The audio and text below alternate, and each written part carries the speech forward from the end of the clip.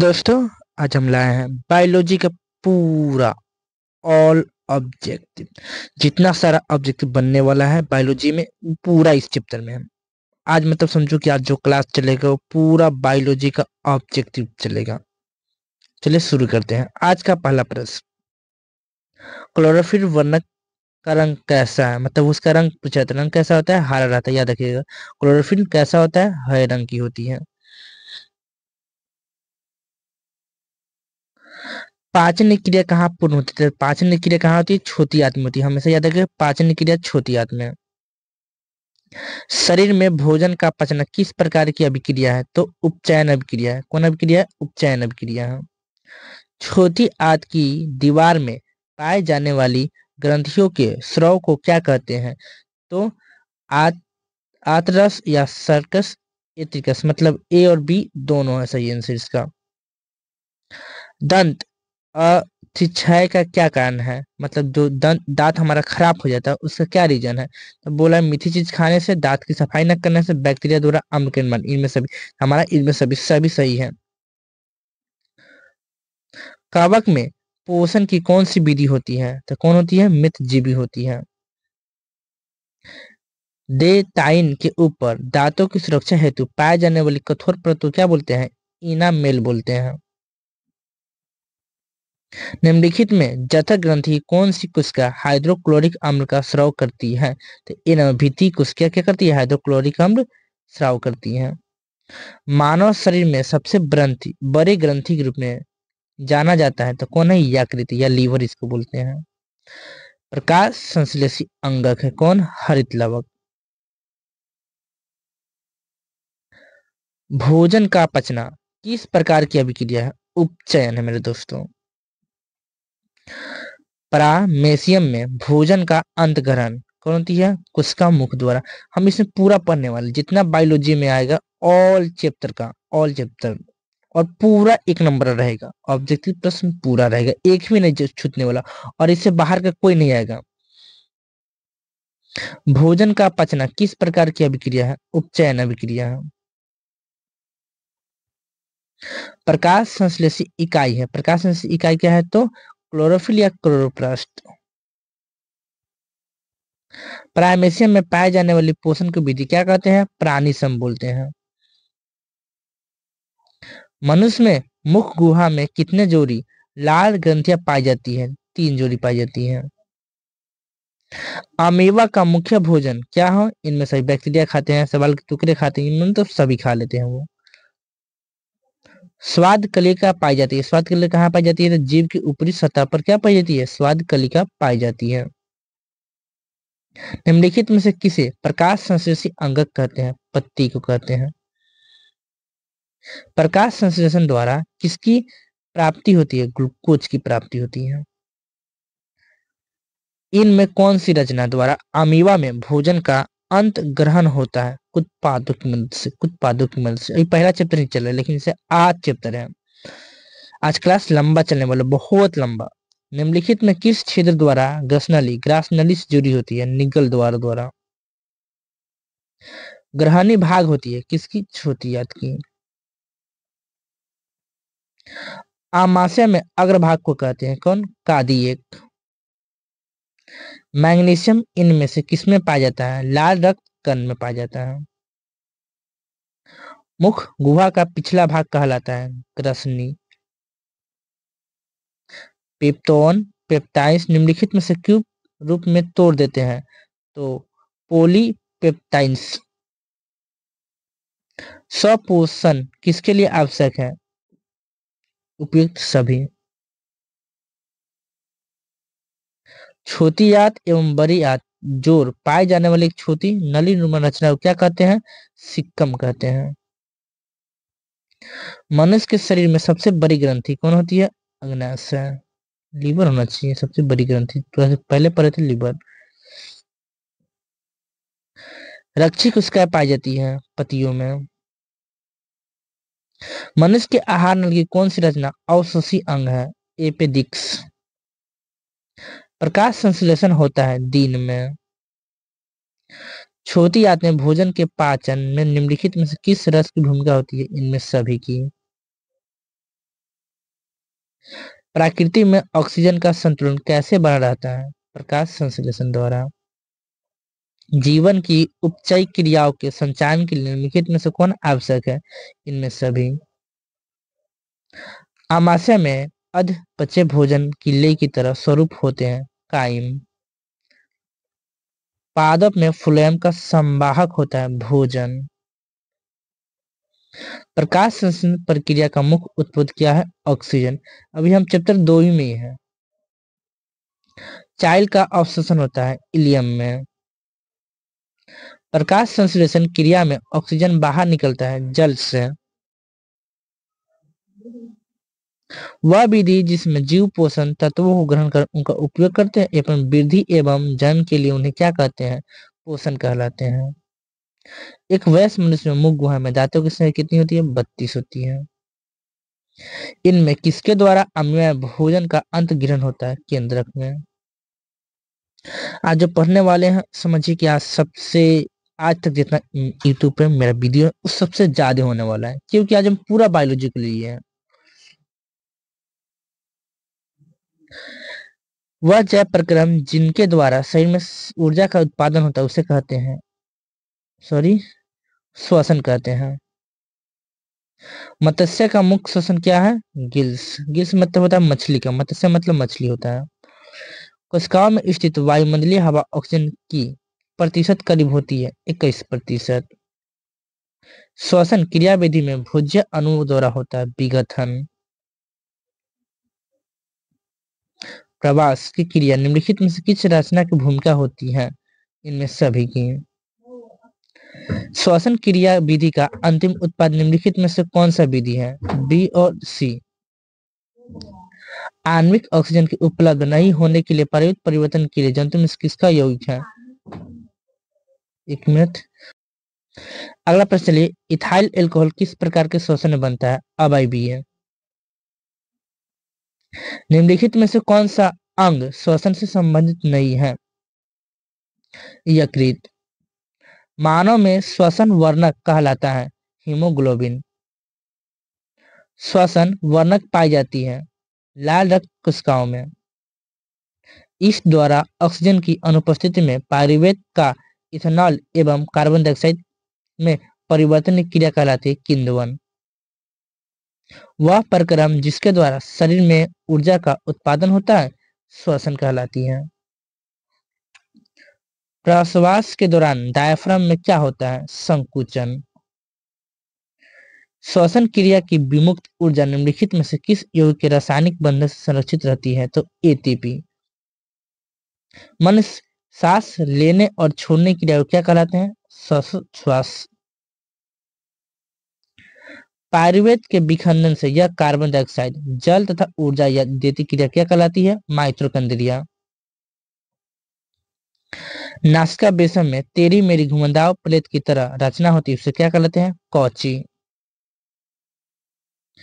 रक्त से फेफड़े में आए कार्बन डाइऑक्साइड नासिका से बाहर निकलने की क्रिया को क्या कहलाते हैं? उच्छ्वास। निम्नलिखित पदार्थों के सामान्य किसका उपयोग कोशिका द्वारा ऊर्जा उत्पादन के लिए किया जाता है? ग्लूकोज का। वक्ष गुहा को उदार गुहा से अलग करने वाली गुंबज के आकार की रचना होती है डायफ्राम की। कोशिका झिल्ली किस प्रकार की झिल्ली है?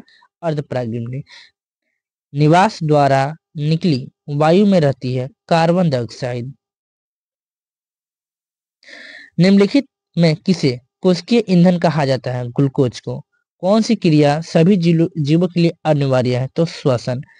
कोशिकीय श्वसन का अवायवीय चरण पूरा होता है साइटोप्लाज्म में।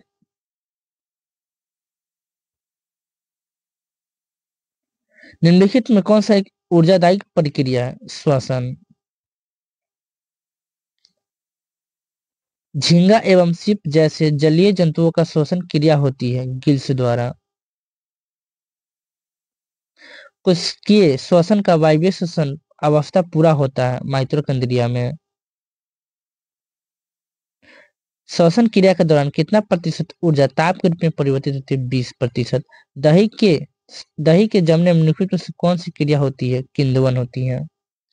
आगे चलिए, मानव हृदय में पाए जाने वाले 4 विषम। निम्नलिखित में किस पादप पत्ती कोशिका में कार्बन डाइऑक्साइड का परिवर्तन कार्बोहाइड्रेट हो जाता है? पहली सेंध। रक्त क्या है? उत्तक। निम्नलिखित में कौन जल संवाहक उत्तक है? जाइलम। जाइलम क्या करता है? तो सभी जगह जल पहुंचाने का काम करता है। रक्त प्लाज्मा में उपस्थित कौन सा प्रोटीन रक्त प्रवाह के दौरान रक्त को रक्त वाहिनी में जमने से रोकता है? हिपेरिन। पौधे में वाष्पोत्सर्जन किस भाग में होता है? पत्ता में। पौधे में वायवीय भागों में से जल रंध्रों द्वारा वाष्प के रूप में निष्कासन क्रिया कहलाती है उत्सर्जन। मानव हृदय में कितने कुष्ठ होते हैं? मानव हृदय में कितने कुष्ठ होते हैं? तो 4। रक्त एवं तरल संयोजित ऊतक क्यों? क्योंकि ये अपने प्रवाह के दौरान शरीर में सभी ऊतक का संयोजन करते हैं। रक्त के हल्के पीले रंग के चिपचिपे द्रव को प्लाज्मा कहते हैं। ऊतक कोशिकाओं के बीच अवस्थित WBC सहित रक्त प्लाज्मा को क्या कहते हैं? इनमें सभी। लसिका के रक्त की तुलना में लिखित में से किसका अभाव होता है? इनमें से सभी का अभाव होता है।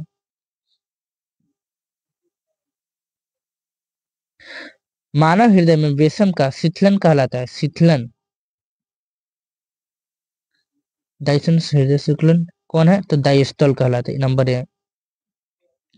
इग्लिना में पदार्थ के परिवहन हेतु निम्नलिखित में से कौन सी क्रिया भूमिका होती है? विसरण। पौधे के वायवीय भागों में से जल का निष्कासन क्रिया कहलाती है वाष्पोत्सर्जन। रक्त प्लाज्मा में मौजूद प्रोटीन की प्रतिशत होती है 7%। निम्नलिखित में से कौन सा एक प्रमुख प्लाज्मा प्रोटीन नाम होती है? इनमें सभी। रक्त जमने में कौन सी प्लाज्मा प्रोटीन की भूमिका होती है? इनमें सभी की। बाह्य निलय के अगले भाग को दाएं कोने से निकलने वाली महाधमनी को क्या कहते हैं? महाधमनी चाप। उच्च श्रेणी के जंतुओं में परिवहन तंत्र का प्रमुख अवयव क्या होते हैं? इनमें सभी। रक्त का लाल रंग निम्नलिखित में से किस प्रोटीन की उपस्थिति कारण होता है? हीमोग्लोबिन। फुफ्फुद फुफ्फुसिराए हृदय किस वजह में खुलती है? बाह्य अनिल में। फाइब्रिनोजन रहित प्लाज्मा को क्या कहते हैं? सीरम।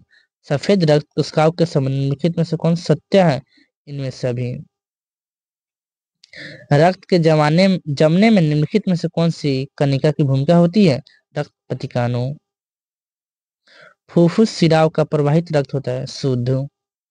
मानव हृदय के निलय के संकुचन स्थिति को क्या कहते हैं? सिस्टोल। एक सामान्य व्यक्ति हृदय धड़कन की गति होती है 70 से 80 प्रति मिनट। पादप में खाद्य पदार्थ या एक कोशिका दूसरी कोशिका का संबंध होता है फ्लोएम द्वारा। सामान्य मानव में 100 ml रक्त की हीमोग्लोबिन की मात्रा होती है 15 ग्राम। मानव हृदय में पाए जाने वाला कितने होते हैं? 4 विषम। नग्न बीजी पौधे जल तथा घुलित ऑक्सीजन लवणों को जल से पक्षी पहुंचा देती है वाहिनिकाएं। रक्त में आयरन की कमी से होने वाला एक रोग है, कौन है? तो एनीमिया। धमनियों के संबंध निम्नलिखित में से कौन कथन सही है? इनमें सभी। रक्त परिवहन के एक चक्र को पूरा करने में रक्त हृदय से होकर 2 बार गुजरता है। इस तरह के रक्त परिसंचरण को क्या कहते हैं?